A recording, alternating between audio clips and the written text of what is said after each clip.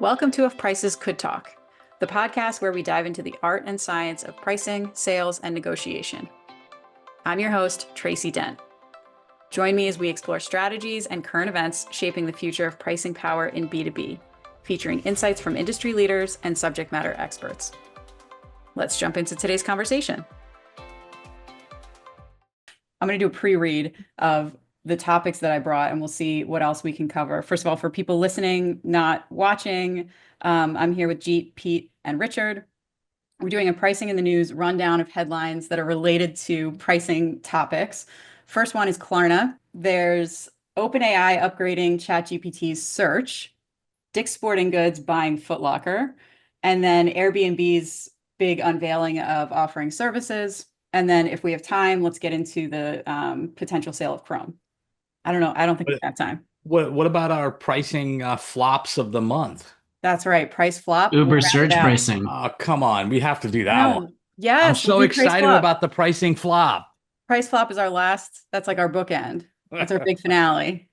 I gotta wait till the end. Yeah. Our first inaugural price flop.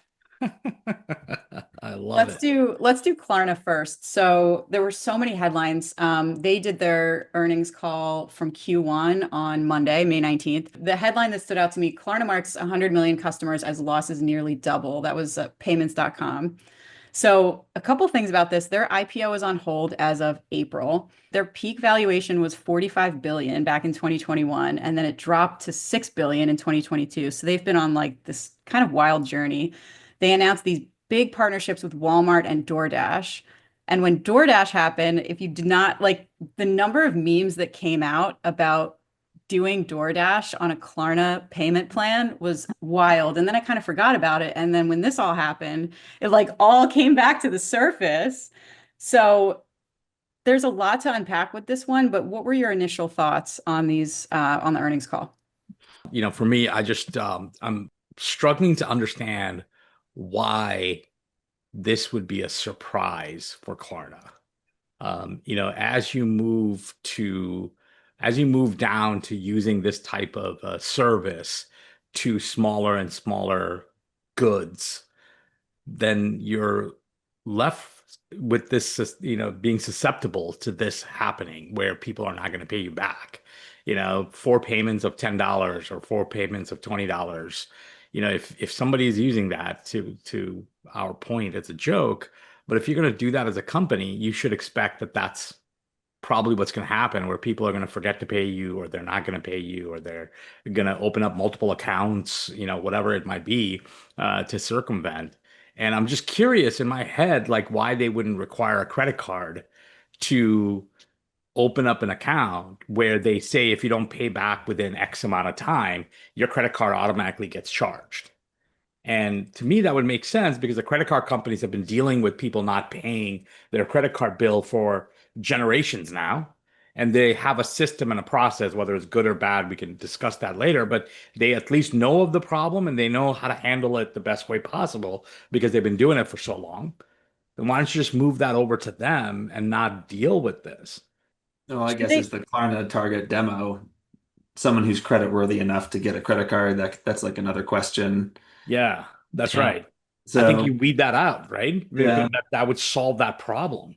And then also is the lack of, or the increasing delinquencies, is that more of a factor of the market they're going after in these small transactions, or is it a canary in the coal mine leading indicator of the tide changing before broader economic data says it? It's also an interesting I question. think that's a great point. I feel like I heard of these buy now pay laters more, or initially more in fashion. Hey, you can buy clothing over multiple payments, no interest, and then on the back end, there's obviously the way they get a discount on the back end, so that's part of it.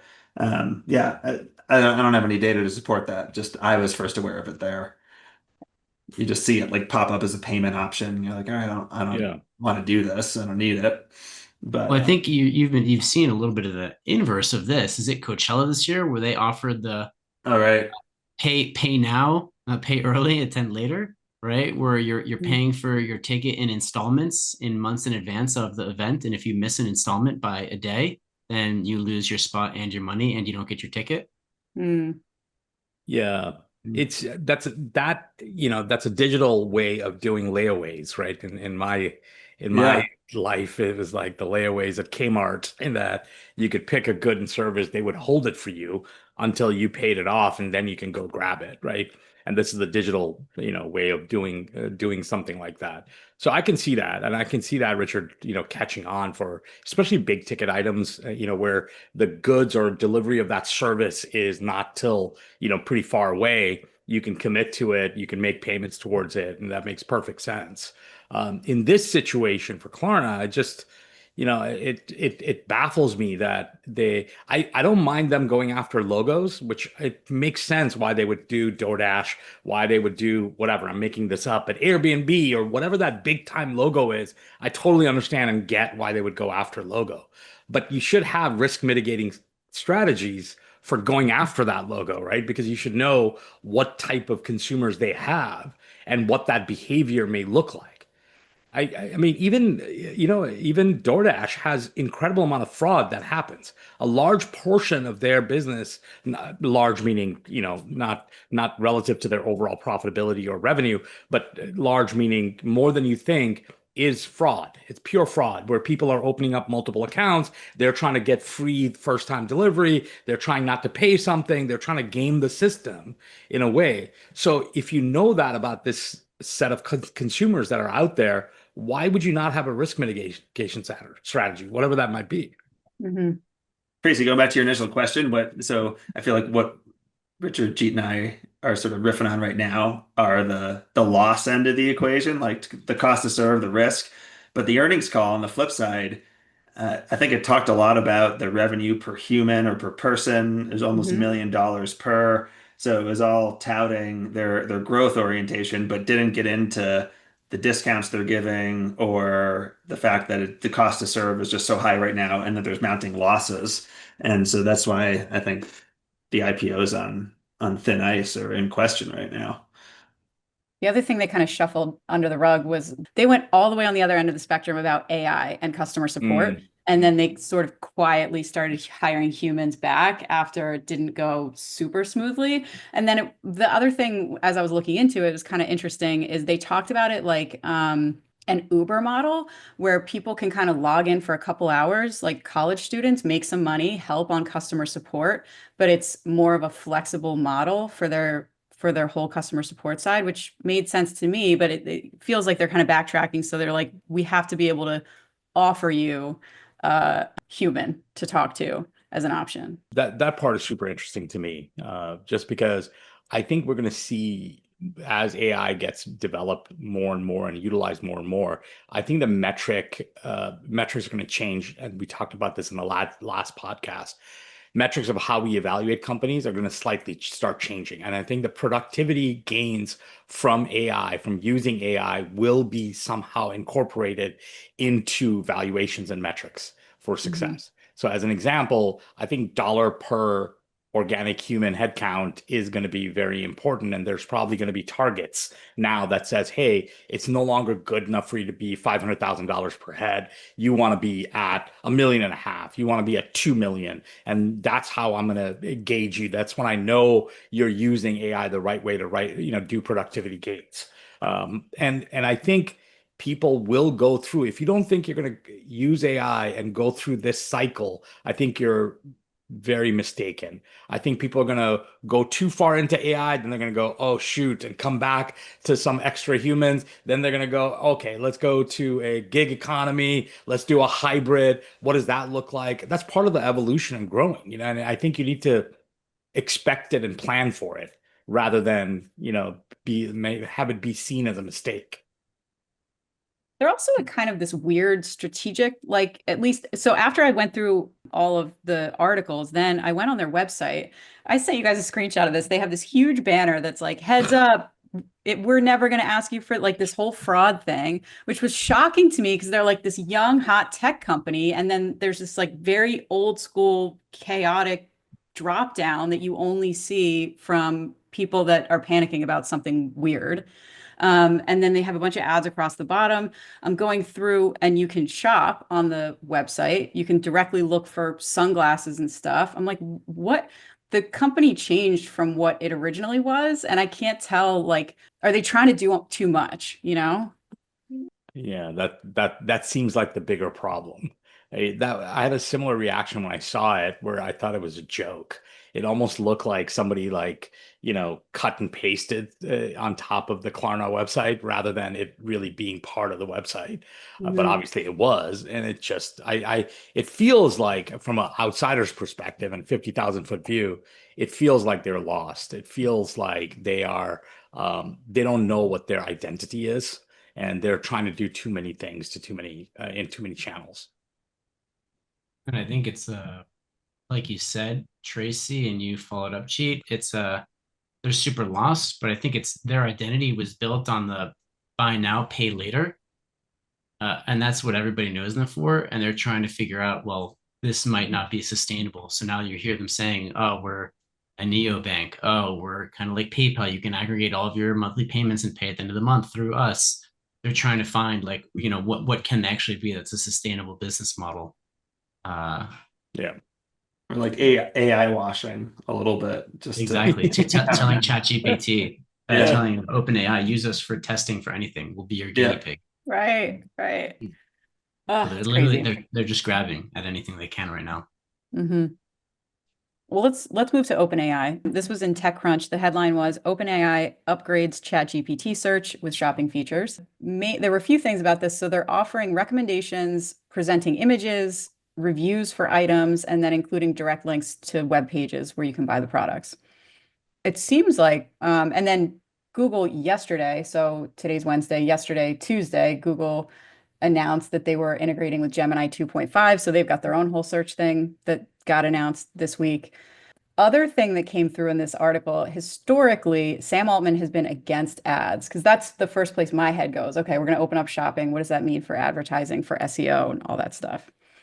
He historically said no. Now he said he'd be open to tasteful advertising, in which OpenAI charges affiliate fees for purchases made through GPT, but does not sell priority placement in their results.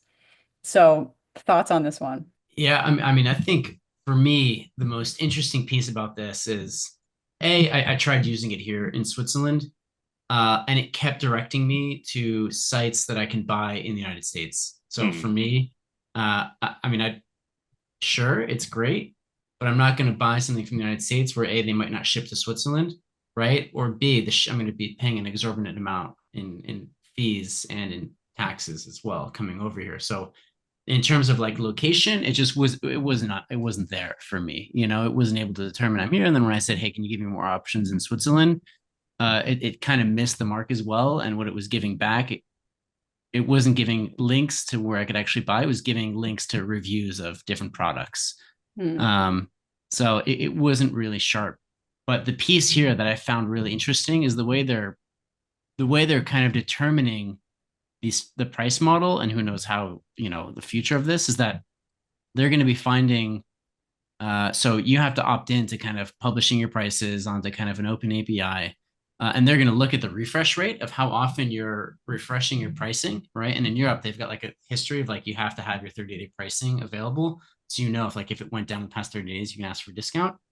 So they're going to be looking at, hey, when's the last time you updated your pricing? And we're going to prioritize those to make sure you don't have stale prices so they have the most accurate and relevant information for results that are going to come in. So I think what's going to happen is you're going to have a lot more websites and companies updating their prices incredibly frequently by cents, or they're going to start putting loss leader products or a link to there saying, hey, here's this product, but you might want to get more add-ons for X, Y, and Z to get the full thing.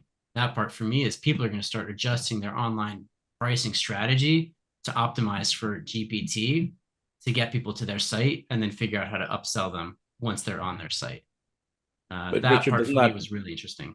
doesn't that happen already now? Meaning, like, depending on your browser, depending on what you're doing, I mean, there's a bidding war for, placements of ads. There's a lot of tricks that, advertisers use, companies that are selling online use.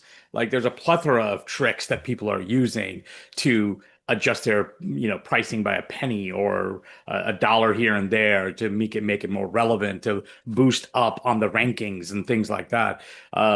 there's things that are already being done. This just adds another element to it. But this also adds an element because I think with ChatGPT, when I used it last week, I there's a logical thought process that goes from I don't understand what I need. So instead of Google, I'm going to use ChatGPT because it's going to help me understand better what I need. So that's already a plus for ChatGPT. So you go through our large language model. So you go through that process and you get great sort of results off of recommendations based on your thought process, what you're asking, what your needs are that you're representing in that model, and you're getting those recommendations. Turning those recommendations to actual buying behavior, I don't think it's quite there yet because, at least for me and what I was trying to buy rugs. And for me, I got the right size rugs. I got the colors that I need for what I was trying to go for. But the options of purchase wasn't quite there to Richard's point before. He was getting US. I was in New York and I was getting, places in Washington state to buy from. And I wasn't going to do that. I want to go see the rug and I want to go, actually see what it looks like and things like that. So it just missed the mark on that last portion of it. But everything else was really, it was so much better than any kind of a Google experience I would have in making a purchase decision. So I had to switch. So I went from that, I cut and pasted a bunch of stuff into Google searches to be able to have the flexibility that I needed. I had a similar experience. I looked for some bike parts that were a little bit niche and I wasn't sure about what I needed. And so I kind of just explained what I had and it gave me the compatibility and what I needed, which was great. And I haven't bought anything yet, but I kind of know what I need now. And then the other one was idea generation about my niece and nephew who are 3-year-old twins. And they turned 3 this past weekend. So I had a couple weeks or the other week looked for ideas for them, and it gave me great ideas. And ultimately, I ended up getting the ideas and then looking either at Amazon or Walmart or just, Googling for best prices. But it gave me what I needed, and that was super helpful, which I wouldn't have arrived at in the same way by just Google searching it all. We're all like coming along the journey versus Yeah. like a fast switch. Yeah. It's like, all right, we know we can't trust it 100% yet, or at least four of And us. I also wonder, like, will it truly, I think that's the hard part. Like, even if I think about search engines that I use all the time for purchase, like Kayak and travel, sometimes I'll click the, whatever. If it's a United flight that I need, I'll click the link and it'll take me there just as many times that I've got like the app in my hand too, and I'll just go directly there or go to the website and log into my account. Just curious, like, are they giving me the best price? So I might always have that resistance to just trusting it and purchasing right there without checking. Yeah, I think I'm trying to decide if it's my old school behavior of getting very used to using Google or Amazon or whatever it is, right? Yeah. Versus will I be comfortable going, here are your 2, 3 options, pick one, and you pick it and it's all You're automatically just sent to like, you or maybe I something. paid 40 cents more. I don't care. Like, Right, right. So how do I know, like, can it be part of my decision making that says, give me the 3 cheapest that meets this criteria and you get it? yeah. And can you count on that they actually did it? Do I need to verify that they did it? I'm not sure. And then I start thinking, well, if that ChatGPT logic that I like was now transported to Google and Google, to Tracy's point, yesterday's announcement, Google had it, then wouldn't it make it much easier for me to go through that process through Google, through recommendation, through purchase, because now I know the platform, it's aligned to my behavior that I already have, and it's Yeah. just easier transaction at that point. I mean, I think the coolest part about this is the next step of this is you've got your own personal shopper, GPT or Google or Claude has your credit card information, and you're like, hey, I mean, this is for me. Yesterday, I looked up to buy a new monitor. 100% of the research was on ChatGPT. Never once did I go to Google. I scrutinized it, went back and forth, and at the end, we worked together on this. ChatGPT and we made a conclusion, and then I went on Digitech and bought one based on the recommendations. But ideally, I have a short conversation with ChatGPT, say, hey, listen, I trust you, make my purchase, and then I move on to my next thing. And it's truly like a shopping assistant for you. And it's like bigger and bigger ticket items. So I don't know about the advertising piece, but I think that's the last mile for ChatGPT. I think they would, if they can form that attribution link and be able to get rewarded for it, then I don't know if they would be in the world of you can buy it through ChatGPT. But You know Wasn't what? there a Visa did company? that. Wasn't there a company that went bankrupt not too long ago? They claimed they could do that through AI, be a personal shopper and shop on any website in the world, and it was all fraud, and it was just thousands of Indians. Oh, I didn't hear I this. That do. would be Yeah, now awesome. I can't remember what the company was. Yes, I do Yeah, remember that was not real people. Yeah, yeah, yeah. But Or that's but yeah, wait, I think I know that one. But that one was claiming AI, which wasn't yeah, AI, it was human powered, exactly. Yeah, right? exactly. So, but if ChatGPT, I don't know how they would do it because technically I'm not sure how that would happen. But Richard's example is a prime one. You get recommended the type of monitor, you get recommended where to buy it, you get recommended everything, but you actually go to that site to buy it, outside. So you leave ChatGPT. You leave ChatGPT. Right. So you have to make that attribution to get paid for it. How do you make that attribution? Because I think if ChatGPT can make that attribution and send that over to, Right. bestbuy.com, then Best Buy would just give them a little, $1 for that sort of send.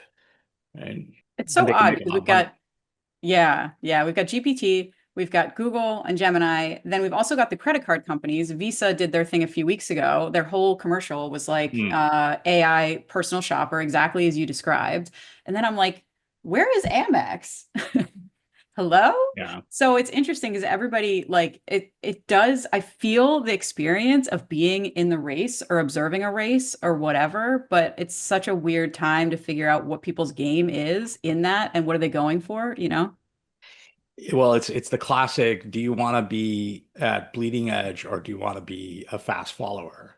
Hmm. Right? With Amex obviously has the cash. They can let people try things and fail and observe. And whenever something sticks, they have the cash to go buy something, or they can just build it.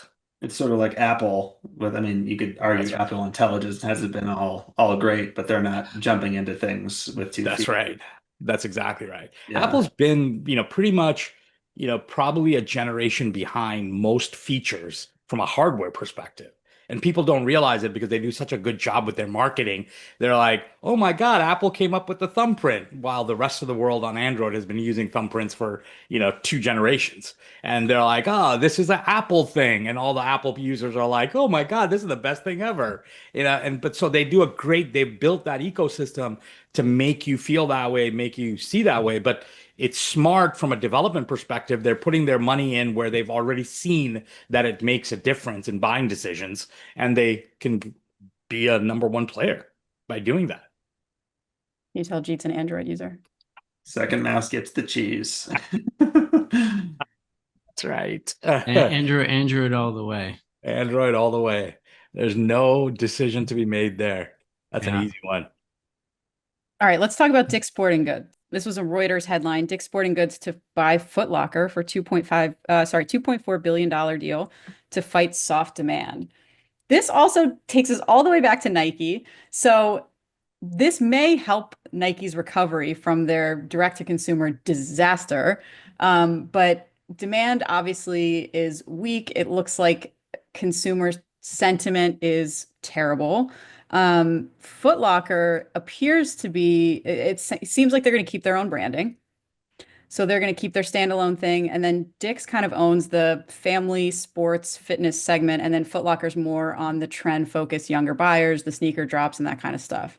This is super interesting because there's also like you've got separate brands publicly, but then behind the scenes, they both have sneakers and footwear. So they've got to reconcile the pricing of all that stuff and inventory, logistics, data, financial systems, all that stuff.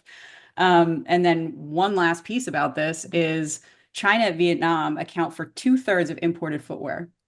So there's such a potential big tie to tariffs and the global trade impact of everything that's happening. And I think Foot Locker is much more international. I don't know if Dick's is totally just US based, but Foot Locker definitely has more Yeah. reach. I think it's a few things that you touched on there. First is that I could foresee Foot Locker wanting just some stability of a bigger organization. So like why a buyout? That could be part of it, like the uncertainty. But I also think the Dick strategy they've doubled down and they started investing in these house of sport, like kind of like these super complexes that have soccer fields and climbing walls and like golf simulators and like all the things where you can have birthday parties and run sports practices and like hang out for a day, like an experience. And I feel like Foot Locker, if you had sort of almost a mall, it's like they have a storefront that's a Foot Locker in there.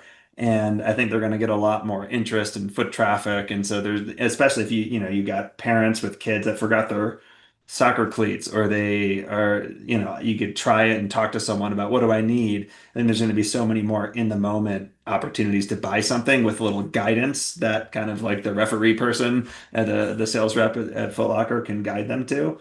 So I think it could be a fit. It sort of makes sense to me. I think it's a absolute fit, which I think is really, it's smart for Dick's to do that. I also think it's smart for Foot Locker to exit this way, because people are buying differently. They're going to buy, like Pete just articulated it. They're going to buy very different than traditional. And Foot Locker is extremely traditional. But one of the things that I really like is the buying power now that they have with the manufacturers. And I really like that, especially with Nike coming back to the retail model. I feel like that's a smart move for Dick. I think Foot Locker would not have survived, another 5 years without making substantial go-to-market changes. And I think that it's smart for them to sell now. The question that I have is, I like that experience strategy that they have and that they're going to go for. I would love to see how they're changing their digital world. The digital piece they haven't quite mastered yet. Now, I have to give Dick's a lot of credit because they've been able to survive this digital revolution for the last, 5 to 10 years that's happening to brick and mortars. And they've been able to survive it. And they've been able to double down on building giant Dick's sporting goods structures that are like 3 stories and things like that. So they've done a great job in surviving it. So I have to give them a lot of credit. Um, I just I'm curious, is the experience the next evolution of their market growth, or is there something else? But because I don't see it coming into the digital world as well as it should be. Their website's still a little clunky. It's still not the way they do digital marketing is still not there. They're not targeting their audiences properly. I don't like if I look for a pair of running shoes, I don't get pinged by Dick's. It doesn't show up in my top 5 things. If I do searches on shoes, they don't show up. So they're digital and they need they need a change from that perspective as well. And I hope they're going to think through that piece. I think Foot Locker's the stronger brand. So if they do put something forward, even though I don't think about Foot Locker as an online store, I feel like it could be a good presence. Yeah. Like if I saw that, I would say, all right, I'll look. Whereas, you think of Dick's as more of a retail and not even necessarily higher end, even though they have all the brands. It just doesn't have the same association. Yeah, they don't have the from at least from the stores that I've been to here, they don't have the SKU diversity that Foot Locker does for all the different sports and things like that. Yeah. They're a little bit more nichier from here at least into the hiking and the off trails and things like that, instead of the pure variety of running shoes or pure variety of tennis shoes or whatever it might be. They seem to lack that. So the synergy, I think, is pretty good for where Foot Locker, like you were saying, Pete, where they're good at and where Dick traditionally is good at. I think that synergy is pretty good. Yep. I mean, not to change the topic here at all, but this moves perfectly well into the Airbnb topic that we were thinking of talking about next with experience, right? And the way economies are going, right? Everything's becoming more experience based with Airbnb doubling down on experience on their app, right? Dog walking, private chefs, anything like that. And Mhm. you're seeing it all over the place. And this is, I was telling Pete this on a call earlier today. I was on with my brother yesterday, and he owns a spray foam insulation company, and he's always had a lot of immigrants on, no college education people applying for jobs at his company. And this year, for the first time ever, he's starting to get college graduates from named schools showing up on Zooms and coming to his office in a suit and tie for jobs. for the first time ever, right? Mhm. And this goes along a little bit with experience. It's like people are a little bit worried with AI. What's something that's never going to go away for us? It's like it's the trade work, it's experiences, it's anything with emotion, feeling, and touch, right? And Dick's doubling down on that side is, probably the smart move. Airbnb doubling down there is probably the right direction to go. I mean, they also have the physical of the houses, right? So they're just expanding their experience, right? They're an experience company.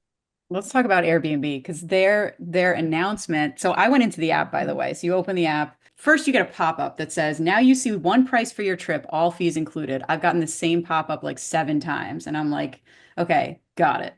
But I wonder if that's part of this entire thing because it used to be like you could choose, you could toggle, either it would be broken out or you get one number all in. Anyway, so you go on the app, you've got homes, experiences, and then services. Experiences, I keep getting the same. This is an Airbnb original experience. Spend a Sunday fun day with Patrick Mahomes. So you've got like all these different options. Shop South Congress with a fashion insider. And then services, obviously, like to your point, Richard, you've got like photo shoots and portraits and chef, personal training, all kinds of stuff. Do you think they're getting over their skis a little bit?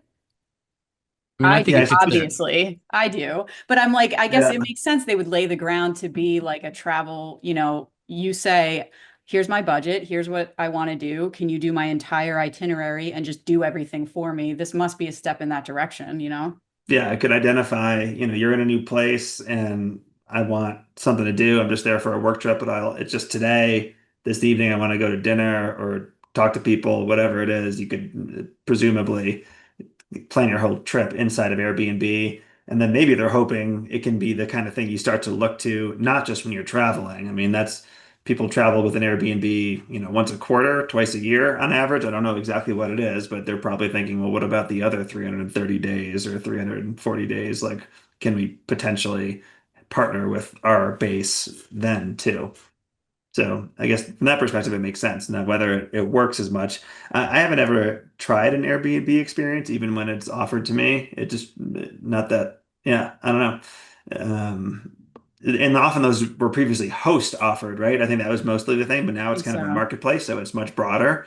So at least there's more options. That's, maybe this is the substitute for going to like the local happenings and events page in whatever paper, or however you'd want to search for, Google for a calendar of events. So maybe that's sort of a way to get people, if they're already going on the app to message, they see it. So and I don't know how well it'll work, but I see where they're headed.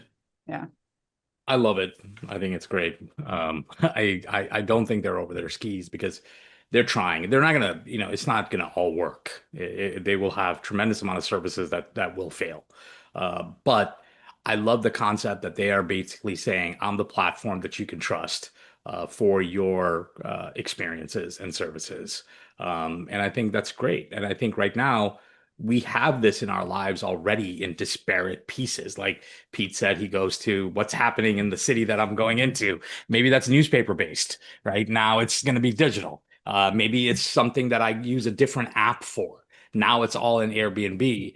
I think there's an element of crowdsourcing because of the quality of service scores that the people will get. They'll be able to see. There's a security aspect to it. So Airbnb is a brand name. There's sort of a layer of, hey, I trust these providers and I trust this experience because if There's I'm in embedded. Rome.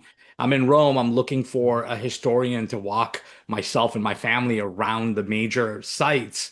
It'll be, I wouldn't mind using it. I wouldn't mind finding somebody on Airbnb. I will trust them that from a security perspective. I will see the scores that they've gotten. I'll see that they've done a great job with kids and families and things like that. Wow, to me, I would use that 9 times out of 10. Why wouldn't I? So I like the direction. I think it's very, I think it's the first step of many steps that they're going to go through. So I don't think this is the end game of their go-to-market. I think this is the first step in their go-to-market.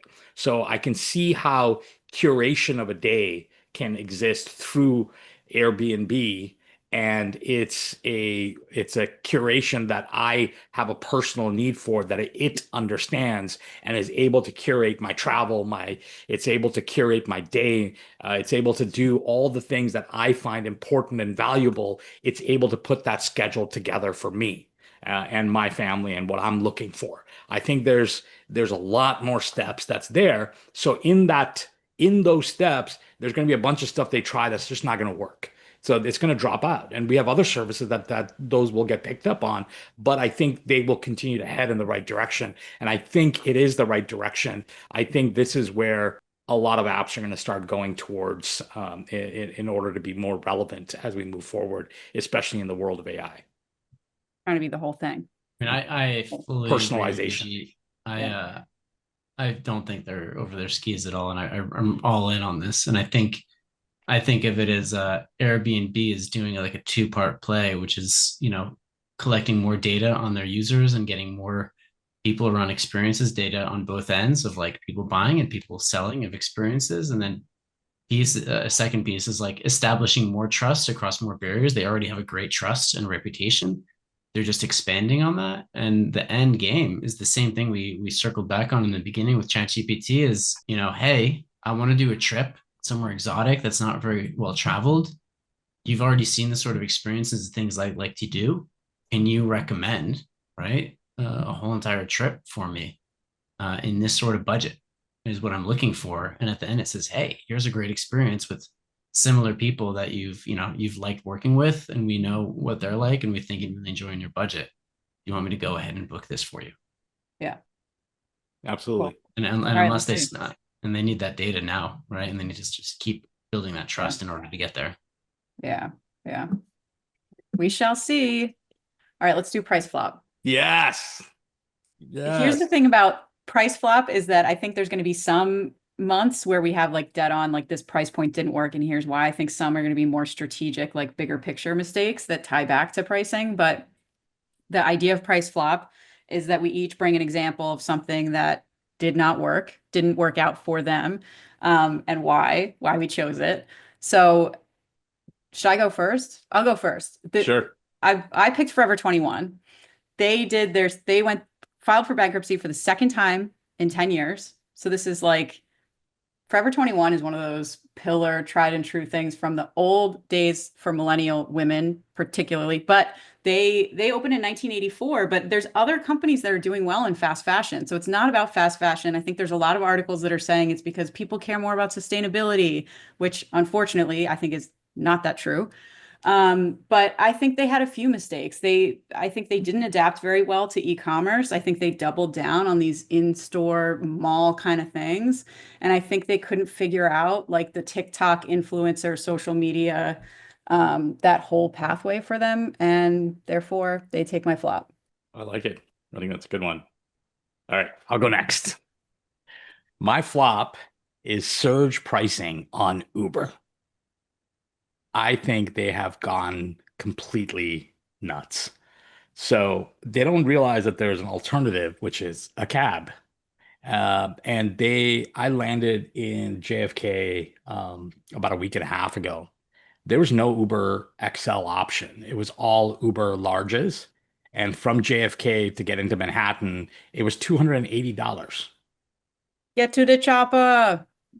$280. You're right. I could have easily have used the helicopter if I was running late, which would have been cheaper than 280, especially for my first time. They give all these gift cards, so it'll be a lot cheaper. The other thing is there's a cab line right there. So I just went in the cab line. It cost me $70 to come into the city. It's a flat rate plus the tunnel expense. Okay, so it's like $90 plus tip. You have to tip on Uber too now. So it's one of those things where they've gone absolutely bananas where they think and I landed at Sunday at 4 p.m. So it wasn't even at like high traffic time or whatever. It just wasn't there. So I'm sitting there going, what are they doing with their pricing? It was absolutely insane. Then I come back to Arizona and I get in the car and it tells me that from the airport to my house here in Phoenix, it's going to be $40. All I go, okay, cool. That's about right. Usually I get it for 37, 38. $40 is close enough. I get it. Well, it didn't recognize that some of the freeways were blocked off. So we had to turn around and go do a detour of just about 6 miles, 7 miles. And my charge went to $90. Oh no.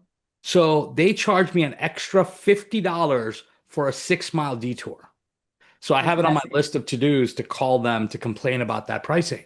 So I don't know what the heck is going on with Uber, but they don't realize that there are alternatives. They are not the only game in the market. I didn't check my Lyft app because I was so disgusted by what was happening. So I just kind of went in New York, I just went into the cab line. But I'm not sure what's going on with them, but their algorithm of how a surge pricing should work and how it should be implemented, they're all upside down. It's absolutely upside down and it's ridiculous. And they, without a doubt, get my pricing flop of the month award. It's bad for the brand of It's pricing. terrible. It's It's bad for terrible for the all of brand. us. It's bad for their brand, but it's bad for the like people that ugh. Thank you, Tracy. That's actually a really important point because pricing is a reflection of your brand. It's a reflection of your company. So now I don't trust that price.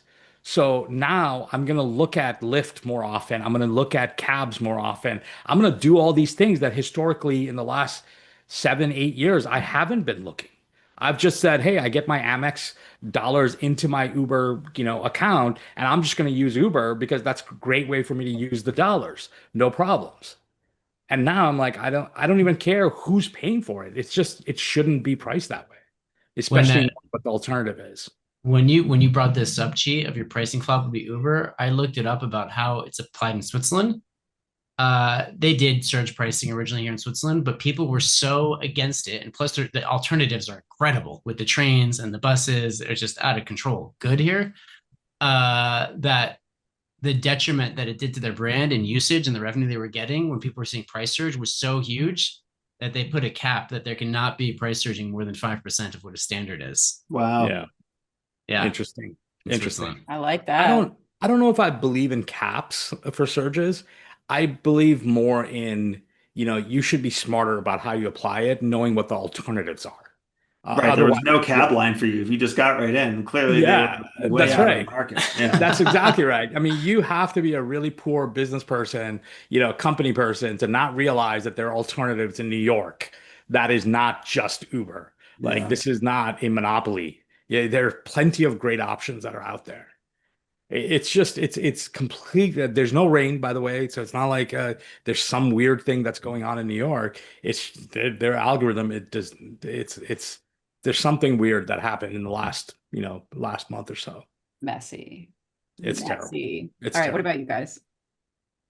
Mine's quick. It was more funny and not recent, but on The Price is Right, there was a question about estimating at the lineup round the price of the Apple Vision Pro, and basically there's an anchoring effect, sure, but everyone was plus or minus $1,000, and then they revealed the price to be $3,500, and it was just like a collective ooh from the crowd. It was just hilarious because you can argue maybe the Vision Pro will come into like a normal part of our lives at some point, but clearly it's early at minimum. And I think we talked about this 2 years ago now on the podcast of like, what's the use case? Will it make sense? Will it take off?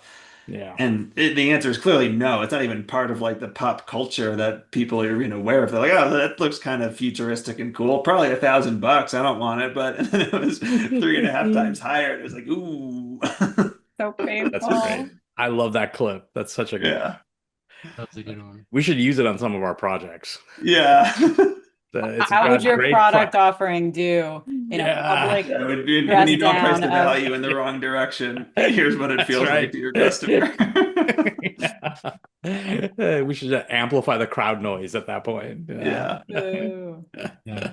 All right, Richard. My pricing flop was one that never actually came to fruition, but still a good one to talk about was when Wendy's announced that they were going to start, once ChatGPT came out, that they were going to start doing dynamic pricing, right, based on weather and busy hours. And the backlash that Wendy's got from that was just outrageous. It was. Yeah. That was crazy. There's That was like crazy. Coke vending machines, like whatever. 15 years ago that were gonna price higher on hot days. Yeah. People just went crazy. Yeah. Yeah. It's the Wendy's one, I think, is a conversation of how not to communicate.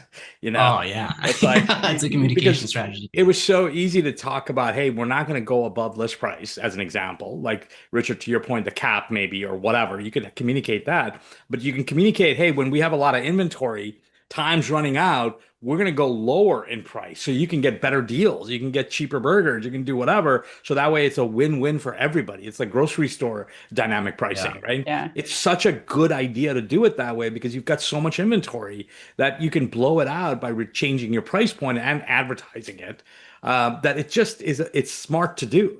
But the way you communicate where you're like, yeah, it could be 10 times the price. Like, why would you say that? You should give the consumer some confidence here, some security. It's terrible. It's so Yeah. So messy. All right, that's it. I think it's good to learn from these things too, or share about them, because I also feel like there's like bad for the brand of the company when these things go wrong, but it's also bad for the brand of pricing. I'm like, Yeah. people work so hard to find the right price, have it be fair, and then some kind of clunky rollout or whatever makes pricing look like people are trying to gouge or get the most out of every dollar or whatever, squeeze blood out of the stone of consumers. I'm like, ugh. So Preach, Tracy, preach. Yeah. make pricing a villain. We hate it.